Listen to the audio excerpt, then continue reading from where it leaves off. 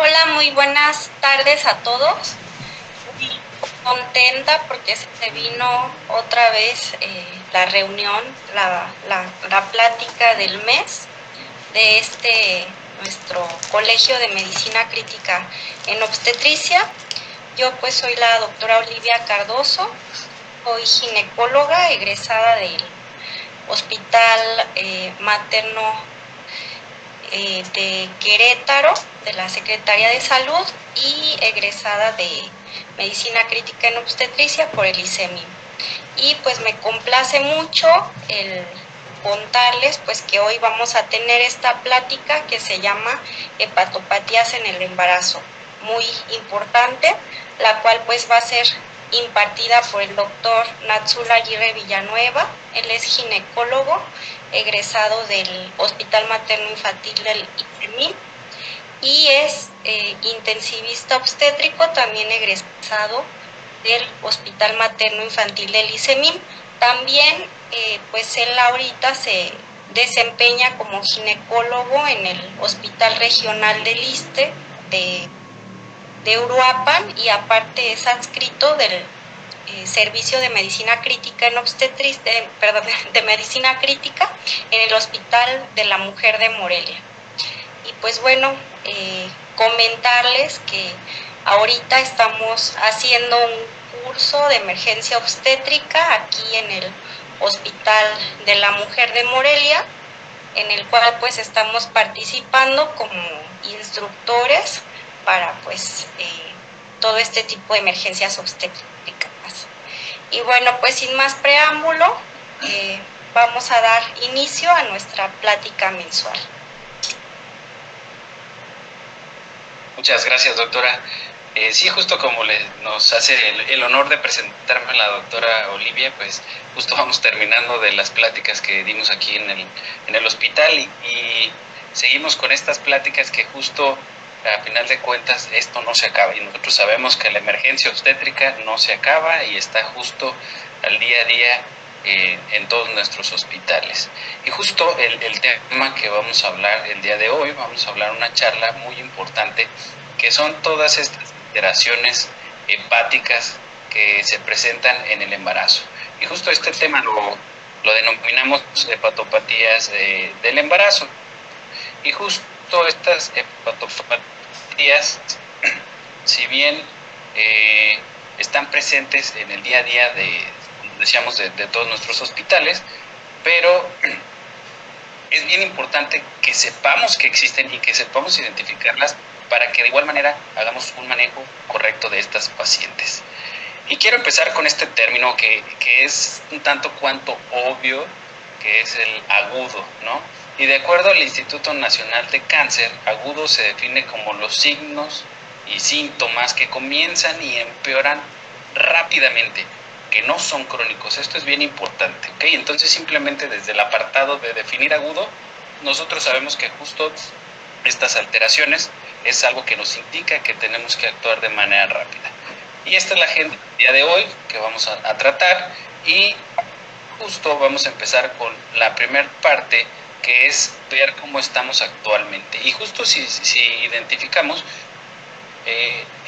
esta es la casuística de la semana epidemiológica actual, la semana epidemiológica número 46, en el cual en el país tenemos 485 defunciones maternas, lo cual pues no es nada grato, y de ellas el 76 de estos casos es originado por trastornos hipertensivos del embarazo, que si como tal checamos la definición operacional que viene en el observatorio, son pacientes que murieron por edema, proteinuria, trastornos hipertensivos del embarazo, parto y puerperio. Es decir, engloba como muchas probabilidades diagnósticas y no definimos como tal alguna en específico. Y bueno, hablando propiamente de las hepatopatías, quiero empezar con este caso clínico en el cual tenemos una paciente femenina de 27 años, ella no tiene ninguna enfermedad crónico-degenerativa, sana, es gesta 2 con un parto previo. Ella llega con nosotros con un embarazo de 30.6 semanas de gestación.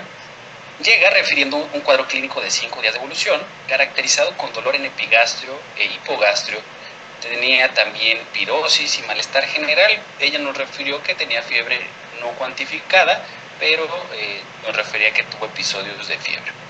A la exploración física nos da los siguientes signos vitales. Tiene una tensión arterial de 90-60, una frecuencia cardíaca de 87, con frecuencia respiratoria de 20 y una temperatura de 36.5.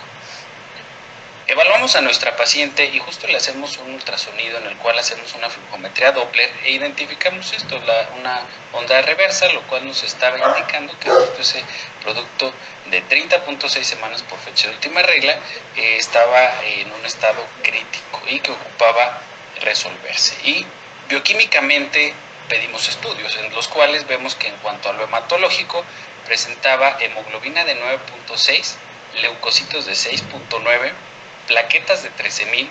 En lo hepático vemos que tenía las pruebas de funcionamiento hepático prácticamente normales, y la química sanguínea evidenciamos que tenía una glucosa de 68, una creatinina de 1.3, un ácido úrico de 10.4 y algo que vemos que tiene un colesterol de 149 con triglicéridos de 659. ¿Ok? Entonces quiero que se queden con esto y cada quien ahí en sus hogares vaya haciendo su propia impresión diagnóstica de lo que pudiera ser este caso clínico. Y vamos a empezar a desmenuzar lo que son las hepatopatías del embarazo. Si se fijan en la definición, lo pusimos justo así, del embarazo. ¿Por qué? Porque son enfermedades que van a ser originadas propiamente por el embarazo. Y empezando por la principal, el síndrome de Hell. Pues hablando de un tanto cuanto del síndrome de Hell, pues nos pudiéramos hacerlo un tanto cuanto muy sencillo en decir que el síndrome de Hell es simplemente que la enfermedad que se caracteriza por hemólisis, elevación de enzimas hepáticas y una disminución del conteo plaquetario, y que a final de cuentas esto nos va a generar ciertas alteraciones y a final de cuentas nos puede generar disfunción multiorgánica. Pero tenemos que ir más allá de esto. ¿Por qué? Porque también sabemos que el síndrome de Hell se asocia a la preeclampsia, pero igual nuevamente podríamos definir preeclampsia de una manera muy sencilla, en el cual sabemos que la invasión trofoblástica no fue adecuada y que justo este espacio intervelloso en el cual nosotros quisiéramos tener un espacio con alta capacitancia y baja resistencia, pues tenemos por el contrario un espacio intervelloso con altas resistencias y baja capacitancia. Esto también sería un tanto cuanto simple para definir la preeclampsia, y que esto nos generaría una disfunción entre los factores angiogénicos y antiangiogénicos, y que de ahí se originaría la preeclampsia y con ello el síndrome de Hell. Pero sabemos que actualmente tenemos más factores que van a ser trascendentales para el desarrollo de tanto la preeclampsia como el síndrome de Hell. Y estos van desde los inmunológicos, vasculares, moleculares, y estos vamos a ir viéndolos en las siguientes diapositivas. Les decía que justo sería un tanto cuanto simple. ¿Por qué? Porque vean que justo vamos a tener la presentación de la preeclampsia secundario a una alteración en estas células que vemos aquí, y esto es el citotrofoblasto. ¿Ok? El citotrofoblasto es esa parte de celular placentaria que va a estar encargada de invadir las arterias espirales maternas y de baja resistencia. Pero tomemos en consideración que va a invadir una arteria espiral. Esa arteria espiral es una arteria que corresponde al endotelio materno, y por ende, si ese endotelio materno se encuentra dañado, acordémonos que tenemos ahorita actualmente patologías muy frecuentes como la obesidad, las cuales van a empezar a generar daño endotelial crónico. Pues justo imagínense que esta invasión del citotrofoblasto se va a llegar a adherir a esas arterias espirales, las cuales ya tienen un problema endotelial como tal, y con ello nosotros vamos a tener otras modificaciones. Sin embargo, también tenemos que considerar otros aspectos, como justo son los aspectos inmunológicos, en el cual también vamos a encontrar ciertas alteraciones que van a afectar a este nivel. Y una de ellas, y dentro de las más importantes, es la afectación y la presencia de estos factores, el TLR9, en el cual va, en estos casos de la desidualización alterada, va a aumentar la producción de factores antiangiogénicos, como es el factor similar de la tirosinquinasa. Esto es bien importante, ¿por qué? Porque va a disminuir, por otro lado, la producción de factores angiogénicos. Es decir, imagínense en este espacio en el cual se está queriendo adherir a las arterias espirales, evidentemente para mejorar el flujo placentario, con ello el flujo fetal, pero por ciertas situaciones, incluso lo que vemos inmunológicas, esta fusión del citotrofoblasto, que es lo que actualmente conocemos como el estrés del citotrofoblasto, va a generar una reacción inmunológica. Y con ello este aumento en la producción de estas sustancias antiangiogénicas. Entonces, esto es interesante porque vemos que a final de cuentas, tanto la preeclampsia como el síndrome de Hell, pues a final de cuentas se genera por el estrés del citotrofoblasto. Entonces, este estrés del citotrofoblasto también nos genera esta otra alteración, que a final de cuentas va a ser generada por varios factores, dentro de ellos dos muy importantes, que es el estrés oxidativo y hipoxia tisular a final de cuentas. ¿Esto qué genera? Que a nivel citoplasmático, en el retículo endoplásmico, genere esta hipoxia y va a generar alteración a producción protómica del retículo endoplásmico. Entonces, ¿qué es el retículo endoplásmico? Genera proteínas anómalas. Al producir proteínas anómalas, ¿qué hace el retículo endoplásmico? Pues para su producción. No mejora la producción ni corrige, para la producción. Esto nos lleva a que a nivel tisular el sincitio trofoblasto, ¿qué va a generar? Pues a final de cuentas va a generar necrosis y una apoptosis programada. Entonces, esto nos lleva nuevamente a esta unión, ¿sí? Que es la unión de la decidua del sincitio trofoblasto con el miometrio. Y además, esta apoptosis celular que se va a generar, pues no va a ser inocua, va a aumentar y va a generar la producción de estas vesículas producidas por la lesión del sincitio trofoblasto, que a su vez van a generar una cascada de reacciones muy importantes. Una de ellas es como la activación de la agregación plaquetaria y además a nivel vascular va a generar la producción de tromboxanos, con esto aumentando la contractilidad vascular a nivel local, lo cual acentúa más la hipoxia tisular y el estrés oxidativo, recordando que justo este estrés oxidativo no es más que una vía alterna para la producción de ATP. Y a final de cuentas también genera otras dos reacciones importantes, que es como la disminución del óxido nítrico sintetasa, por lo tanto la producción de óxido nítrico va a estar disminuida, pero por otro lado va a haber un aumento en la producción de neprilicina, lo cual aumenta o genera la hipertensión arterial sistémica. Y recordando que también tenemos este factor inmunológico asociado, en el cual, sobre todo, la producción o la respuesta de las células B, las cuales van a aumentar la producción de factores antiangiogénicos. Entonces, retomando un tanto cuanto esto, vemos justo factores angiogénicos. Tomándolo un poco así, pues podríamos pensar, pues justo esto se está medio protegiendo, ¿no? ¿Por qué se protege? Porque a final de cuentas se está identificando que esto no está bien.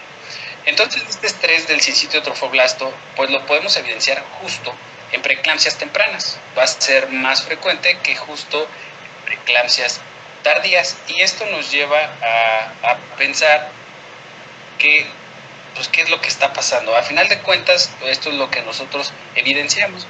El balance entre factores angiogénicos, que justo vemos que estos factores angiogénicos van a tener un aumento y justo llegan a un pico de producción a la semana número 32. De esta semana 32 en adelante van a tener un decremento y pues tiene lógica, evidentemente. ¿Por qué? Porque pues ya estamos llegando a final del embarazo, por lo tanto ya no ocupamos tanta producción de nuevos vasos sanguíneos. Por el contrario, los factores antiangiogénicos, pues vemos que tienen una curva de ascendente hacia el final del embarazo, por la misma lógica, pero vemos que en pacientes con preeclampsia, este factor antiangiogénico está por demás mucho más alto que en pacientes obstétricas sin preeclampsia. Y bueno, esto se asocia a la presentación de lo que es el síndrome de HELLP.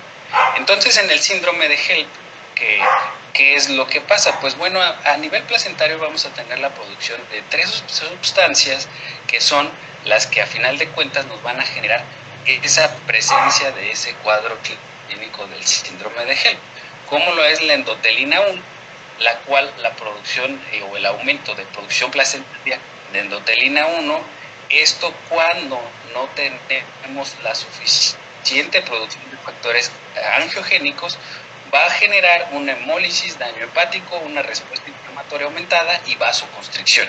Por otro lado, tenemos otras sustancias que es la inhibina A, la cual va a aumentar la apoptosis y va a generar una lesión endotelial, al igual que la angiotensina 2. Entonces, a final de cuentas, estas nos van a llevar a un aumento en la producción de factor de necrosis tumoral alfa, y con esto la producción y el aumento de radicales de oxígeno libres, lo cual nos va a acentuar la patología y justo las manifestaciones clínicas. En cuanto al síndrome de HELLP, lo podemos clasificar con dos variantes, por la clasificación de Tennessee, que tenemos los factores para hacer el diagnóstico, y por MISIS, que a final de cuentas es la clasificación basada prácticamente en el conteo plaquetario. Esto, a final de cuentas, ¿qué nos va a llevar? Pues toda esta cascada que les acabo de mencionar, pues nos lleva a que la paciente con síndrome de HELLP va a tener una respuesta inflamatoria aumentada. ¿Esto por qué? Por el aumento de producción del factor de necrosis tumoral alfa, y justo estas producción de vacuolas del retículo del sincitio trofoblasto, las cuales nos van a aumentar la cascada de coagulación y una inflamación del complemento. También vamos a tener una microangiopatía trombótica, en la cual vamos a tener, y va a ser generada por la producción aumentada de factores antiangiogénicos, los cuales a su vez aumentan la producción de factor de von Willebrand, y lo cual nos puede generar pues la trombocitopenia y el estado de la coagulopatía. También vamos a tener una anemia hemolítica, y esta anemia hemolítica va a ser generada justo porque es una anemia hemolítica microangiopática, y por ende también vamos a tener la disfunción hepática y renal, nuevamente por la microangiopatía que se presenta en el síndrome de HELLP, y esto secundario a la leucostasis y la apoptosis generada. A final de cuentas, ¿qué nos va a generar la paciente con un síndrome de HELLP? Y si nosotros lo vemos desde este punto de vista, pues la paciente con síndrome de HELLP nos está generando una falla orgánica múltiple, y que evidentemente nos puede llevar a la paciente a un estado crítico. Algo bien importante que no debemos olvidar en las pacientes con síndrome de HELLP es que justo las pacientes con síndrome de HELLP nos pueden hacer un hematoma hepático. Este es un caso clínico que tuvimos de una paciente con un hematoma hepático roto. Ya aquí pues obviamente habíamos drenado todo lo que era el hemoperitoneo, y justo aquí pueden evidenciar la presencia de este pequeño hematoma en el hígado. Afortunadamente la paciente la logramos empaquetar, y vean esta paciente los signos vitales que tenía ya en terapia intensiva. Y otro punto bien importante que tenemos que considerar, de acuerdo a la fisiopatología que estamos hablando de la preeclampsia, pues es que justo la paciente con síndrome de HELLP nos puede dar coágulo. Por ende, nuestras pacientes que metemos a cesárea de urgencia por síndrome de HELLP o por preeclampsia, pues nos pueden hacer un útero de cubo. Esto por la coagulopatía que se presenta. Este es otro caso que tuvimos de una paciente con preeclampsia, síndrome de HELLP, y que justo en el posquirúrgico y aquí en la terapia intensiva presentó datos de choque. Era una paciente que estaba sangrando de la histerorrafia, y vean este útero cómo estaba infiltrado. Entonces, los voy a llevar a generarnos 3 preguntas bien importantes, y creo que son pilares en el manejo y en el conocimiento del síndrome de HELP. La primera pregunta es, ¿el síndrome de HELP siempre se asocia a hipertensión? Pues la respuesta es no. Hasta el 20 al 30% de las pacientes cursan sin hipertensión. Esto es algo bien importante porque justo vimos en la fisiopatología que de acuerdo a las cascadas que se estén alterando, puede ser que sí tenga hipertensión y puede ser que no tenga hipertensión, pero sí puede ser un síndrome de HELP. La segunda pregunta importante que nos tenemos que hacer en el síndrome de HELP es cuándo interrumpirlo. Y esto creo que no deberíamos de tener duda porque hasta la misma guía de práctica clínica dice que el manejo expectante de la paciente con síndrome de HELP aumenta su riesgo de muerte en un 6.3%. Es decir, le estamos regalando a una paciente que diagnosticamos con síndrome de HELP y no le interrumpimos un 6.3% de chance de muerte. Y sabemos que a final de cuentas la resolución del síndrome de HELP va a ser basada en la resolución de la gestación.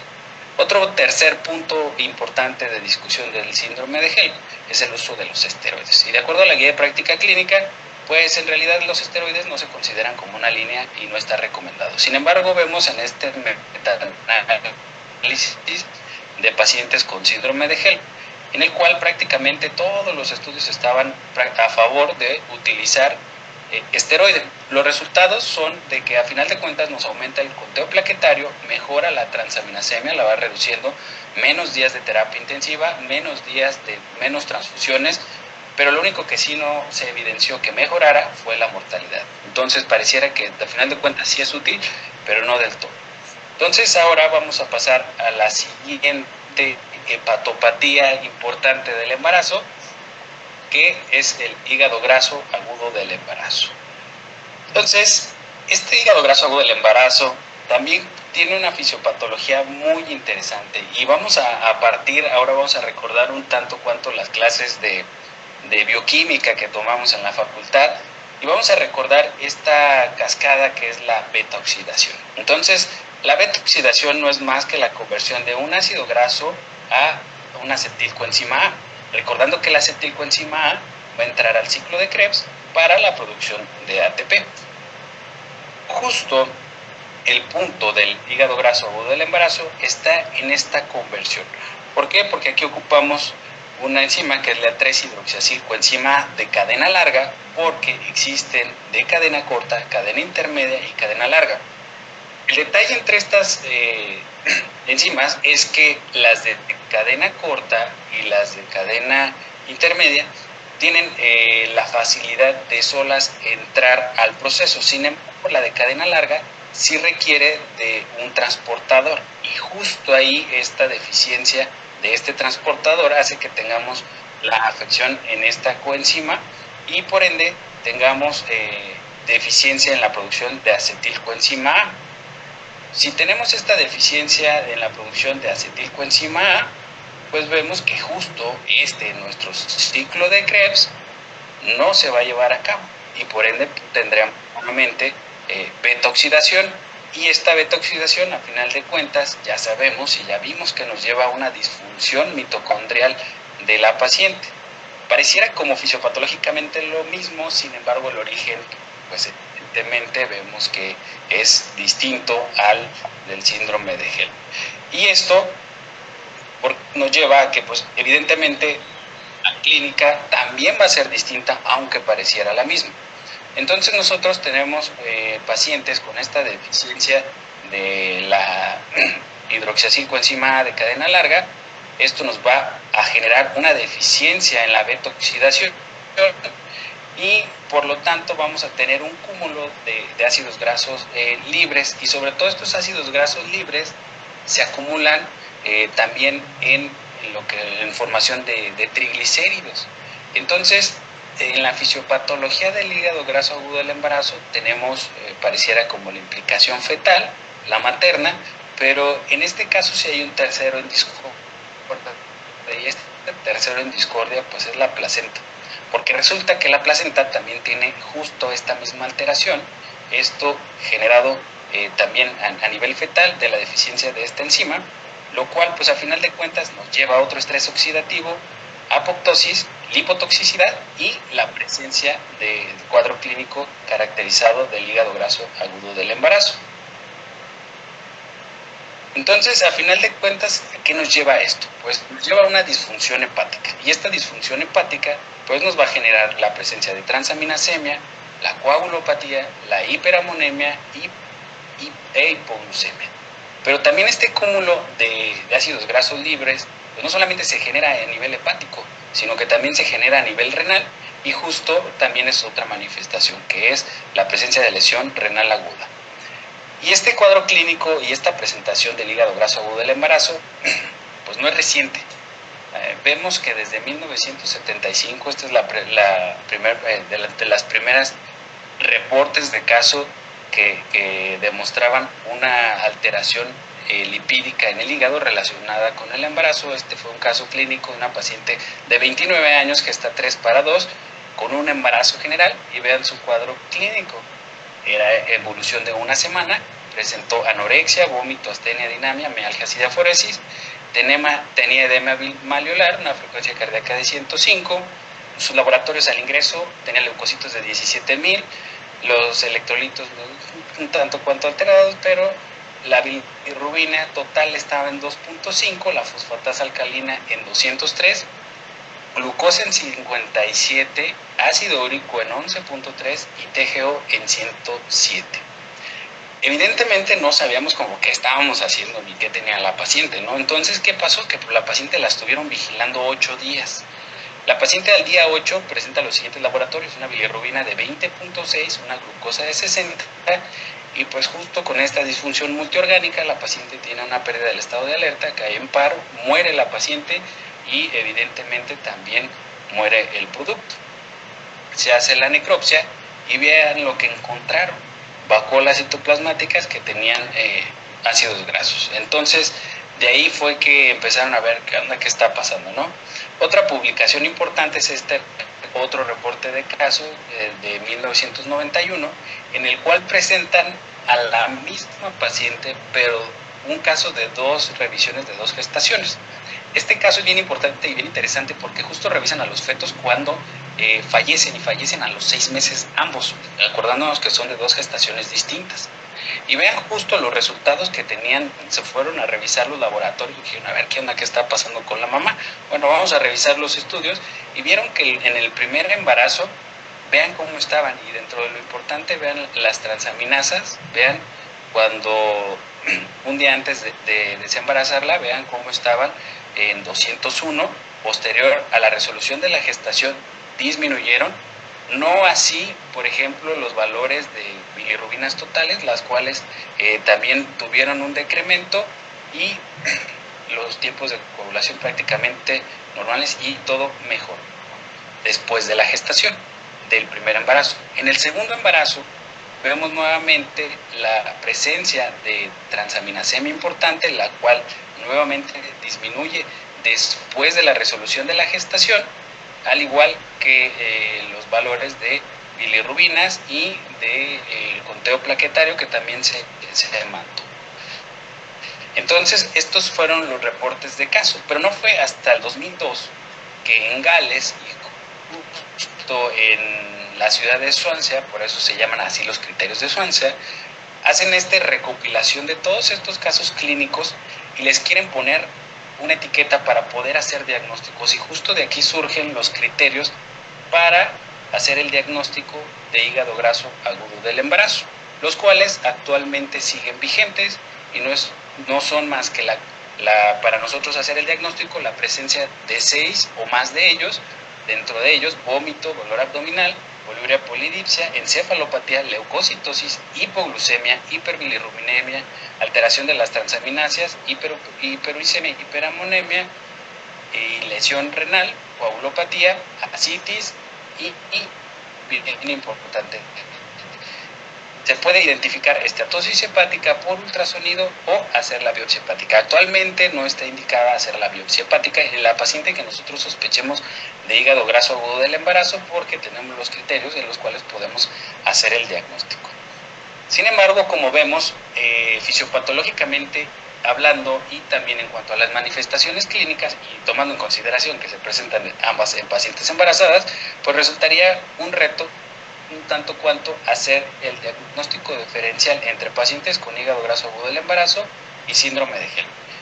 ¿Qué tenemos de referencia? Pues bien fácil, el cuadro clínico, que es distinto de una a otra paciente.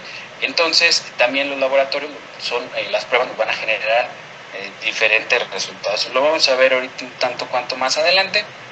Por lo pronto les comento que justo se ha buscado terapéuticas para mejorar y tratar a las pacientes con hígado graso agudo del embarazo, y una de ellas es la plasmaféresis. Y justo este estudio de 298 pacientes que se realizó en China, el artículo se publicó en este año, vemos justo la casuística de pacientes que se diagnosticó con hígado graso agudo del embarazo. Fueron 240 que sí sobrevivieron, 50 de ellas no sobrevivieron, fallecieron. Pero vean, dentro de lo importante de esta evaluación sociodemográfica de este grupo poblacional, vean algo bien importante, que las pacientes que fallecieron fueron aquellas que llegaron más tardíamente a la atención y que se desembarazaron de manera tardía, comparado con aquellas que se identificó de manera temprana el diagnóstico y que se hizo la interrupción del embarazo.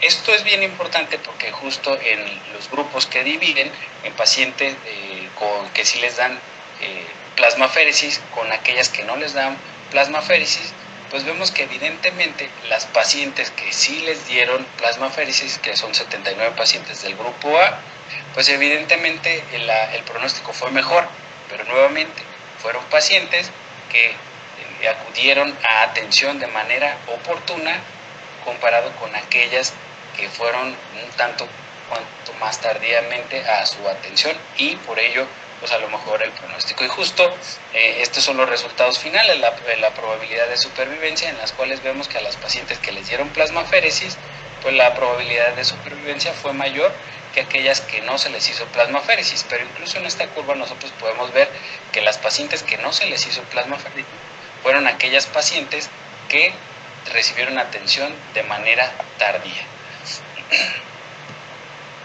Y cuando nosotros comparamos y queremos saber en realidad cómo les va y qué es peor, ¿no? Si el hígado graso agudo del embarazo o el síndrome de HELLP por otro lado.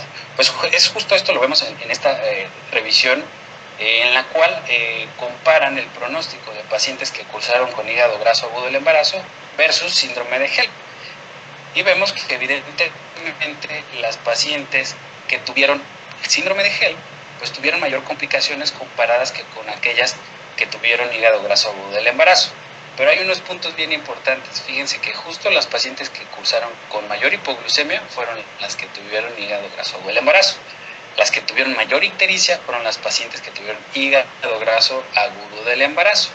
Las que tuvieron más lesión renal son pacientes que tuvieron hígado graso agudo del embarazo. Entonces esto es importante porque justo nos ayuda a hacer el diagnóstico diferencial.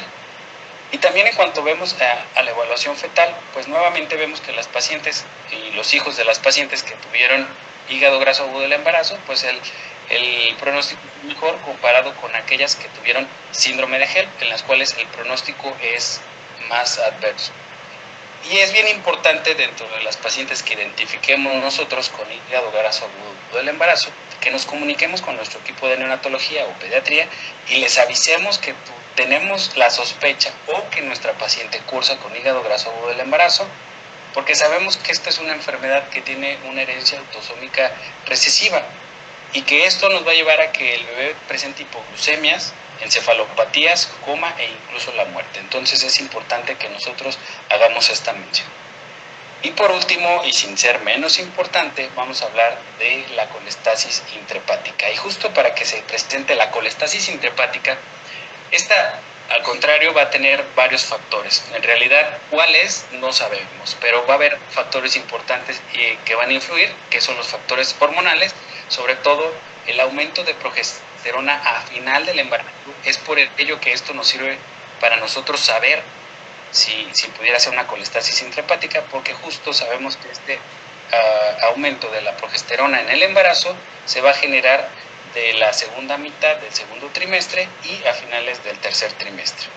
Esto nos lleva a que tengamos una secreción de metabolitos de progesterona sulfatada, A final de cuentas, esto nos va a generar ciertas alteraciones en la confusión de ácidos biliares. Pero también vamos a tener factores genéticos implicados, sobre todo estos en los cuales se evidencia y se genera alteraciones en la producción de fosfolípidos y en la transportación de sales biliares. Pero también tenemos factores ambientales en los cuales sabemos que en pacientes que en la familia se ha presentado colestasis intrahepática, probablemente tengamos estas alteraciones genéticas, y también áreas geográficas y también como las razas son factores predisponentes para la generación o la presencia de colestasis intrahepática. Clínicamente, ¿cómo veríamos una paciente con colestasis intrahepática? Pues es la típica paciente que nos refiere que tiene prurito palmar y plantar, y esto generado por la producción y el acúmulo de ácidos biliares. Justo esta producción de ácidos biliares es la que nos puede llevar y nos lleva a generar el diagnóstico y clasificarla de acuerdo a la cantidad de ácidos grasos en leve, moderada y severa, y con esto nosotros podríamos diferenciarla. ¿Pero qué creen? Si nosotros estamos pensando que nuestra paciente a fuerzas tiene que tener ácidos biliares para hacerle el diagnóstico de colestasis intrahepática, pues justo con esta revisión de Cochrane, pues descartamos que esto no es cierto. En realidad vemos que, de acuerdo a la revisión de Cochrane, no se encontró ninguna evidencia significativa para decidir que sí o no las pruebas de ácidos biliares en las pacientes con colestasis intrahepática nos van a definir el diagnóstico.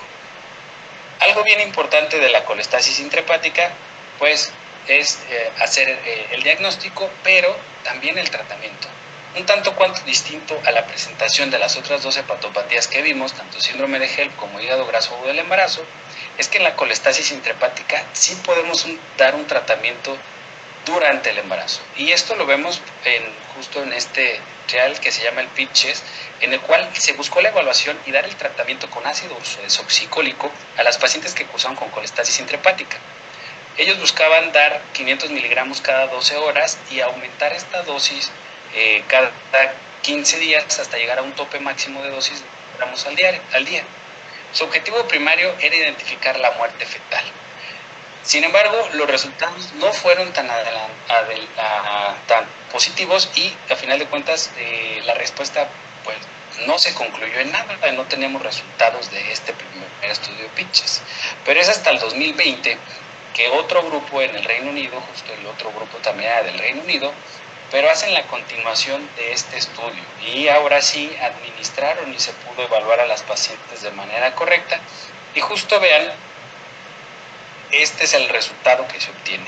Entonces vemos que a las pacientes que se les dio ácido ursodesoxicólico, la comezón mejoró, la medición de ácidos biliares también mejoró, y justo esta producción de ácidos biliares se redujo un tanto cuanto más cuando la paciente tenía más valores o valores más altos de ácidos biliares.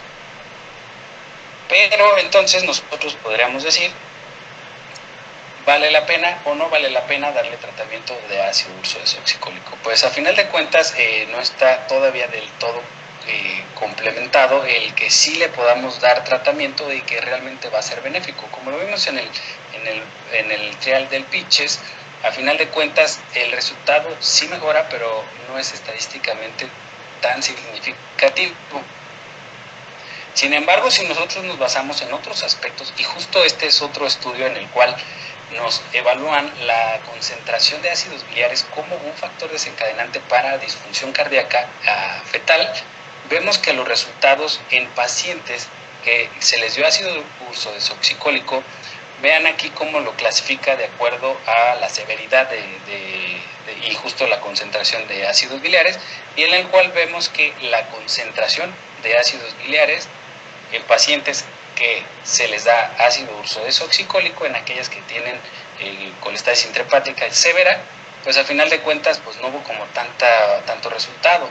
Tampoco en la disminución de ácidos biliares, o sea, ni mejora la concentración de ácidos biliares maternos ni fetales.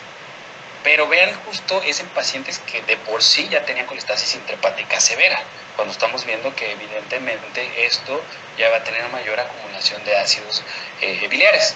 Pero, ¿qué pasa en aquellas que sí se les dio tratamiento? Y vean cómo en aquellas pacientes que no se les dio tratamiento de una colestasis intrahepática, vean cómo la producción de BNP fue mayor en aquellas pacientes que no se les dio tratamiento con ácido ursodeoxicólico comparado con aquellas que sí se les dio tratamiento.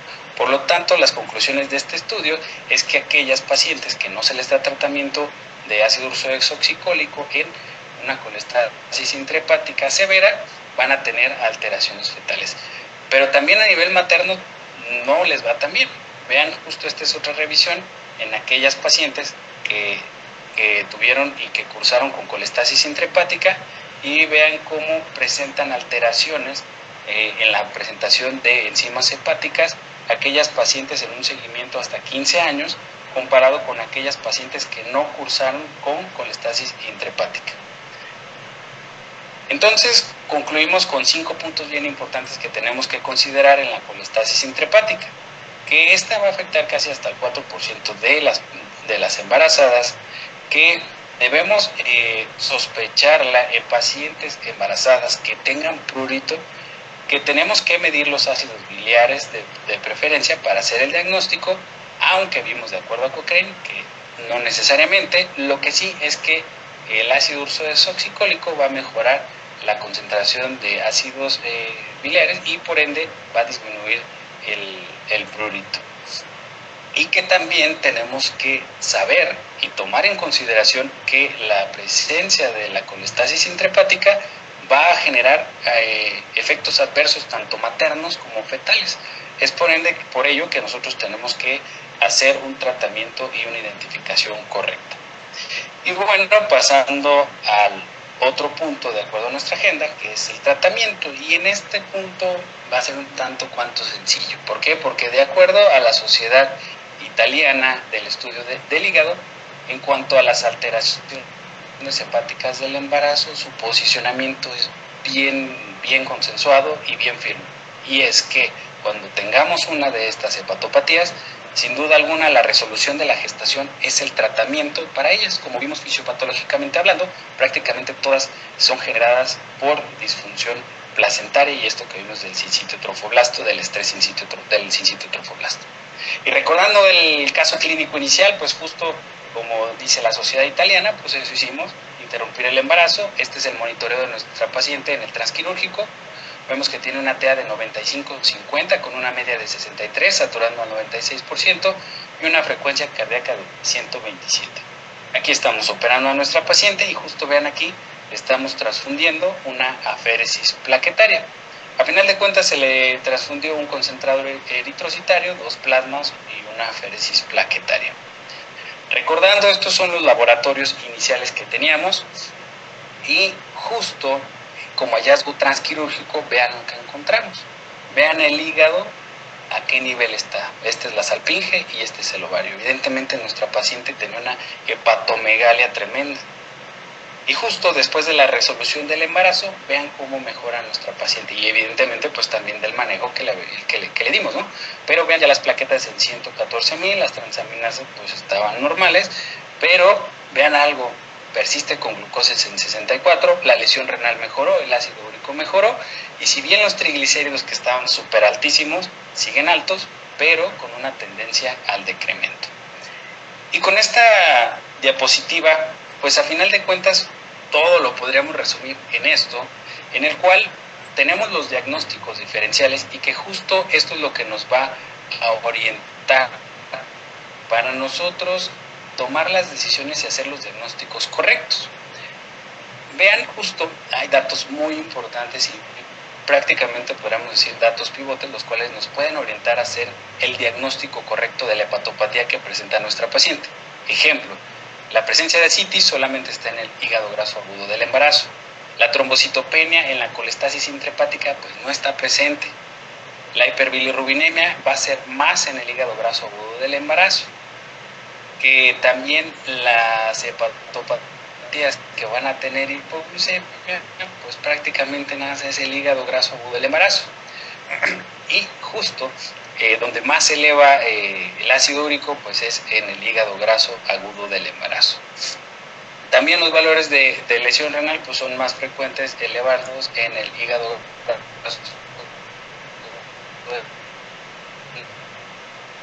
embarazo comparado con la preeclampsia. Y justo recordando de estas primeras diapositivas que les puse, pues vemos esta casuística del Observatorio de Mortalidad Materna, que nuevamente sabemos que tenemos 76 disfunciones al día de hoy por trastornos hipertensivos. La pregunta que yo les haría es que cuántas de estas 76 pacientes muy probablemente tuvieron alguna otra hepatopatía y que realmente no las estamos catalogando ni identificando como tal, y por ende nosotros podríamos pensar que esto es algo raro. Termino la charla, ya pasamos al punto de las conclusiones, en el cual nosotros podemos basarnos prácticamente en este chef Salvi, y recordando que él para todo saca su posición para procesar y para hacer todo con su sal, pues prácticamente pareciera que todas las hepatopatías y todos los trastornos hipertensivos los quisiéramos manejar igual. Pero nosotros tenemos que empezar a preguntarnos, ¿en realidad todo esto que estamos viendo es una enfermedad o son síndromes? Porque como estamos viendo, el origen puede ser multifactorial. Esto nos lleva a que nosotros tenemos que, sí o sí, individualizar a nuestra paciente. Tenemos que hacer el diagnóstico correcto de qué hepatopatía podría ser, porque justo eso nos ayuda a individualizar el tratamiento que va a requerir. Con ello nosotros podemos disminuir los gastos tan altos que puede ser en el tratamiento de una paciente de manera incorrecta, y por otro lado, tratarla de manera correcta también nos va a ayudar a disminuir los gastos. Y que también nosotros tenemos que ver y considerar que todo lo que hagamos por nuestra paciente tiene que ser dirigido y basado en evidencia. No podemos estar estandarizando tratamientos para todas, y algo bien importante es que consideremos que solamente administremos y hagamos por la paciente lo que requiere. Menos es más. Y por ende también tampoco no ser tan agresivo, quererle pasar todo a todas las pacientes y ser tan invasivo y tan obsesivo con las pacientes. Eso sí, hay que brindarles como todo. Y termino con esta frase de Séneca que nos define la filosofía, que tiene 3 pilares prácticamente: el sentido común, el trato afable y la sociabilidad. Y sin duda alguna nuestras pacientes obstétricas es lo que ocupan de nosotros, que con sentido común las tratemos, al final de cuentas el trato que les demos sea lo mejor y más hermandado con ellas, y que y seamos sociables con ellas. Seguramente esto va a ayudar y va a contribuir a que el resultado en cuanto a la atención obstétrica mejore en todos y en cada uno de nosotros y en todos los hospitales. Les agradezco mucho la atención y estamos pendientes para comentarios y preguntas. Muchísimas gracias.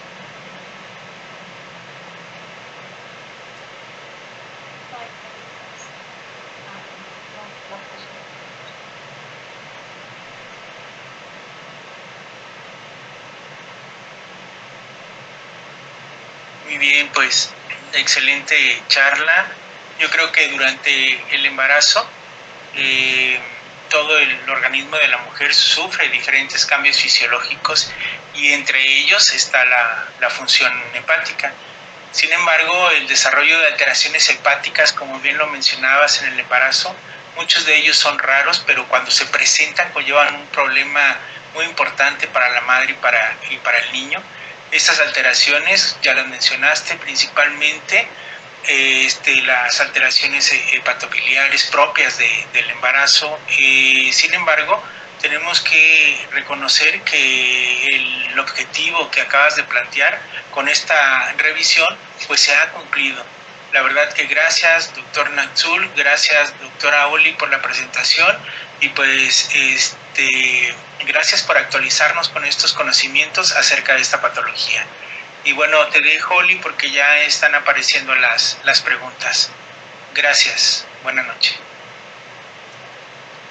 Y 70 pregunta: buenas noches, doctor. ¿Cada cuánto se debe realizar control de laboratorio en caso de usar el ácido ursodesoxicólico? Gracias, doctora. Sí, mira, algo bien importante es que las pacientes que tienen colestasis intrahepática tenemos que hacerle un seguimiento semanal de medición de de ácidos biliares, justo aún cuando tengas tratamiento con ácido urso desoxicólico. Entonces la respuesta sería semanal. Sin embargo, la clínica que nos va a ir refiriendo la paciente con la disminución del prurito creo que puede ser un dato en el cual nos podríamos basar, porque justo dentro de lo que vimos de las revisiones, lo que más mejora es el prurito. Entonces, así como tal de que quisieras medir los ácidos biliares, pues en realidad la clínica de la paciente sería un tanto cuanto más fácil de seguir y para nosotros seguir ajustando el tratamiento. Ok, tenemos otra pregunta de Raúl García que dice: doctor Natzul mencionó que el síndrome de HELLP podría tener una ausencia de hipertensión hasta de 20 a 30%. El doctor Sibaí decía de un 15% en promedio. Pues realmente creo que son muy similares, no hay como una diferencia muy notable. No sé si quisieras agregar algo más. Sí, claro, a final de cuentas son autores. Creo que el punto más importante es que consideremos que en ocasiones a veces queremos que todas las pacientes con síndrome de HELLP cursen con hipertensión.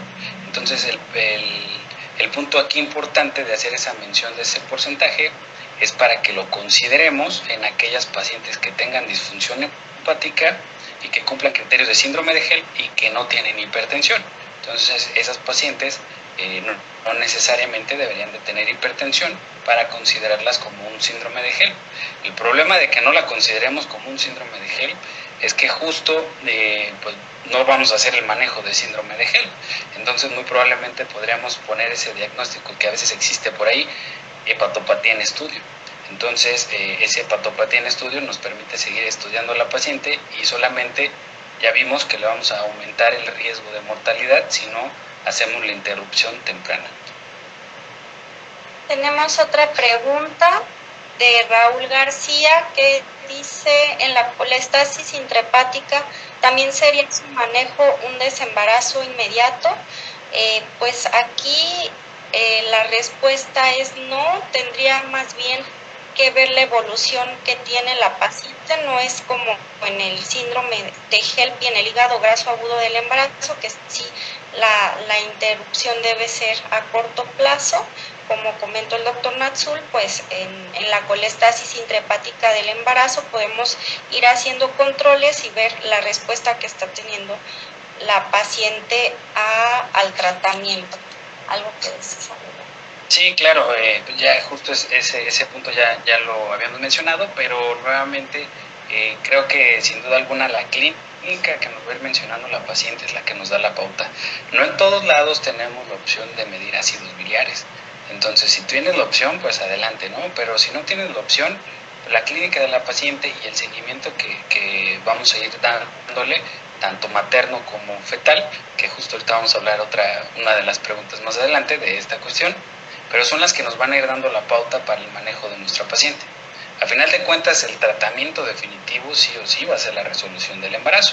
Lo único que estaríamos postergando es para poder llegar a un embarazo a término, pero no necesariamente. Justo hay una medición justo ahí sí el parámetro sí es de ácidos biliares, en las cuales si tenemos más de 100 micromoles de ácidos biliares, ahí sí la interrupción se prefiere desde las 35 semanas, pero justo esta es la medición. Si tuviésemos esos valores, pues la clínica de nuestra paciente pues sería muy evidente y justo veríamos que no mejora a pesar del tratamiento. Yo creo que con eso queda contestada la pregunta, donde nos dice que cuando tenemos una paciente hospitalizada, cada cuánto serían los controles, y en caso de no contar con ácidos biliares, el pronóstico se puede evaluar en base a en qué se podrían basar. Creo que ahí ya quedó respondida esa pregunta. Tenemos otra que dice: en colestasis intrahepática, ¿qué prueba de bienestar fetal es la más recomendada al ser esta patología causa de óbito fetal? Pues yo considero que no hay como el Doppler del embarazo como una prueba de bienestar fetal. Sí, claro, sin duda la flujometría Doppler es la que nos da, bueno, en realidad es la que tiene mayor sensibilidad y especificidad para hacer el diagnóstico en cuanto al bienestar fetal. Entonces, sin duda alguna, y la ventaja es que ahora todo esto lo podemos hacer pues a la cama de la paciente. Entonces, podemos hacer una evaluación de flujometría en la cual vemos que no tenga, justo como vimos en el caso clínico, ya sea que midamos los índices y algo pues tan sencillo como en este caso que presentamos, ya tenía por reverso.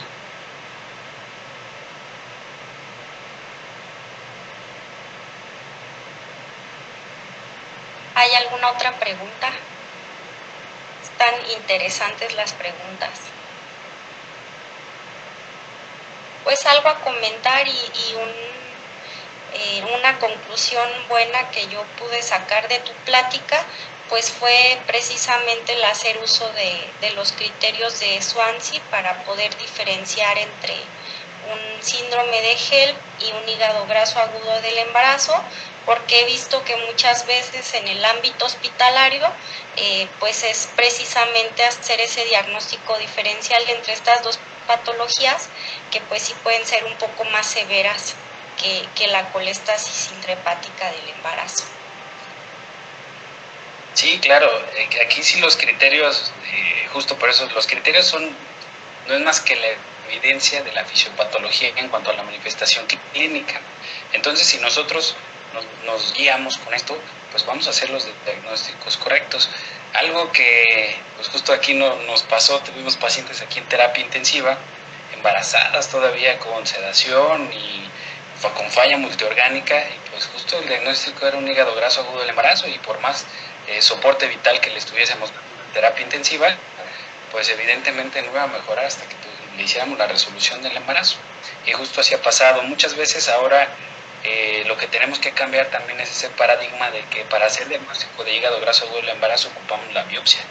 Normalmente la biopsia se hacía, pero porque eran en necropsias. Entonces, justo pues obviamente hacer un diagnóstico a ese tiempo, pues obviamente yo creo que a nadie nos beneficia, ¿no? Lo que queremos pues justo es evitar que nuestro paciente fallezca. Ok, Daniel Betanzos pregunta, ¿qué valor diagnóstico tienen los valores de colesterol total y los triglicéridos en este tipo de pacientes? Sí, gracias, Daniel. Fíjate, esa pregunta es bien interesante porque estamos acostumbrados como obstetras a que pues tenemos valores de colesterol y triglicéridos altos, o sea, básicamente los vemos en una química sanguínea y ni caso le hacemos porque sabemos que están altos, ¿no? Pero tenemos que saber que también tienen un valor alto durante el embarazo y fuera de rango, ¿no? Entonces, justo como veíamos en los casos, sobre todo por ejemplo del hígado graso agudo del embarazo, por la fisiopatología, la hipertrigliceridemia se asocia a peor pronóstico. E incluso, por ejemplo, el doctor Herrera tiene una publicación del síndrome metabólico del embarazo, justo como presentación de preeclampsia, y sí, la verdad es que sí pareciera ser un síndrome metabólico, pero hiperagudo. Entonces, sí son un valor pronóstico para nosotros predecir que la paciente puede generar ya sea preeclampsia, síndrome de HELLP o incluso hígado graso agudo del embarazo. Vieron en nuestro caso clínico justo la presencia de hipertrigliceridemia bastante importante. Entonces, sí es un factor en el cual nos podemos basar para ver el pronóstico de nuestra paciente. Pues listo, parece que no hay más preguntas. Así es, pues muchísimas gracias por la participación. Aquí Morelia hizo presencia en esta jornada académica del Colegio Mexicano de Especialistas en Obstetricia Crítica. Pues gracias a todos, gracias Nazul, gracias Oli por su presentación y participación. Y pues nos vemos en el próximo mes para cerrar el año y que tengan buena noche. Gracias a todos. Gracias, buenas noches.